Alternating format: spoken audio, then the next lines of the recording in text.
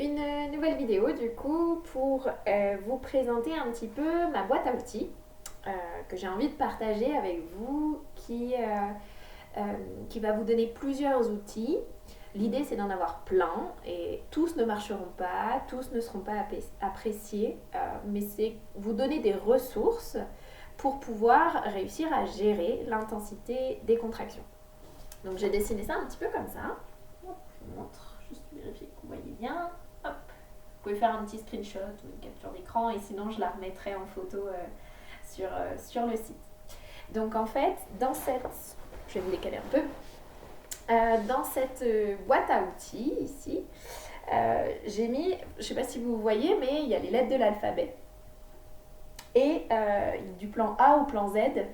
Et je ne sais pas si vous voyez, mais le plan Z, c'est la péridurale. C'est-à-dire que je l'inclus effectivement dedans. Je ne suis pas anti-péridurale, absolument pas.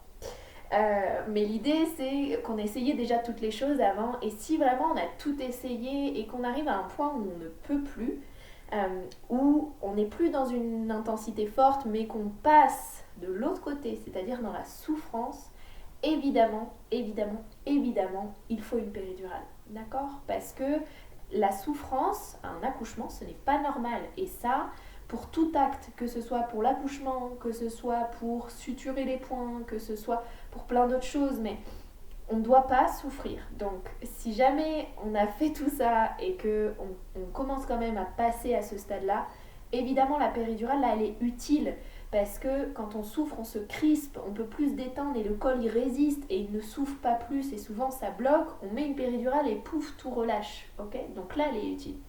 Donc, elle est bien dans ma boîte à outils aussi.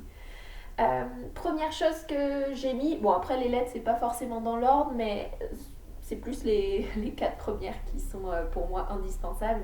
Le papa, la présence du papa, notamment en ce contexte de coronavirus encore plus.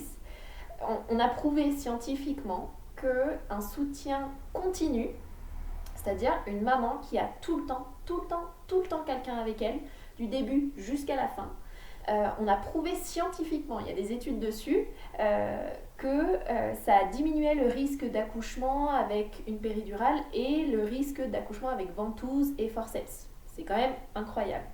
Donc vraiment, le papa, il n'a pas besoin de faire grand-chose. Okay, juste le fait qu'il soit là, ça va vous aider.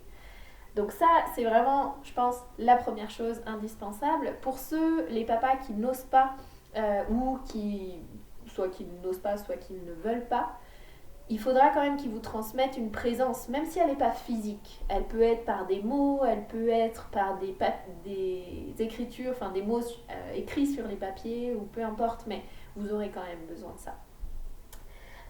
Ensuite, la confiance en vous et garder le pouvoir. Garder le pouvoir, ça veut dire de toujours faire les choses que vous voulez et pas qu'on vous dit. D'accord ? C'est vraiment pas évident. C'est vraiment pas facile parce que quand on a quelqu'un en face de nous avec une blouse blanche qui dit ah bah je vais vous mettre ça, vous dites bon ok si on met ça c'est qu'on doit mettre ça.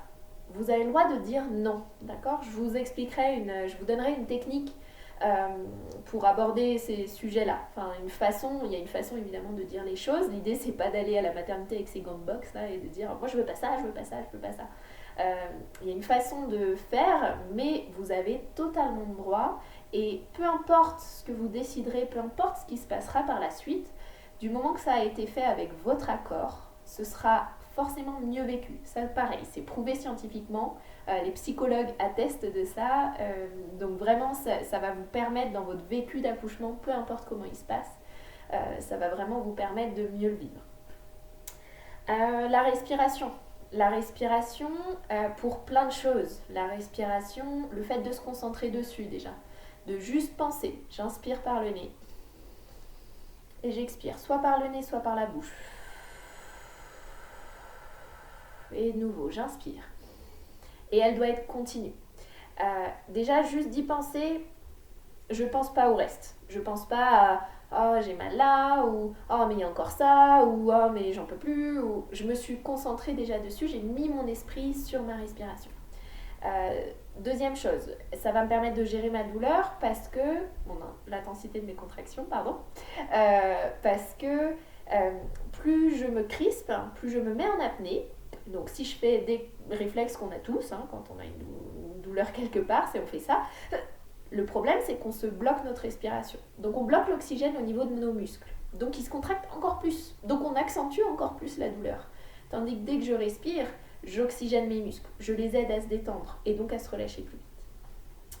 La respiration aussi pour bébé. Plus je m'oxygène, plus je vais oxygéner mon bébé. Pendant la contraction, on le sait, l'utérus il se serre, il serre le placenta, il serre le cordon aussi. Donc parfois il peut y avoir une diminution des échanges entre le bébé et le placenta. Et bien plus je vais m'oxygéner, plus je vais optimiser cet échange-là. Donc la respiration vraiment, ça pareil, c'est dans mon top 3. Les hormones. Donc ça, j'ai fait une vidéo exprès là-dessus. Je vous laisserai aller la voir, mais juste, c'est vos hormones, quoi. C'est votre corps qui fait ça et c'est incroyable.